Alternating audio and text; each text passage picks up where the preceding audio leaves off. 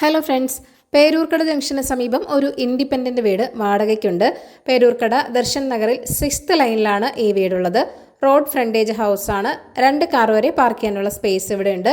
4 ബെഡ്റൂമുകൾ, 4 ബാത്റൂമുകൾ, living area, ഒരു ഡൈനിങ് സ്പേസ്, കിച്ചൺ, ബാൽക്കണി തുടങ്ങിയവയാണുള്ളത്.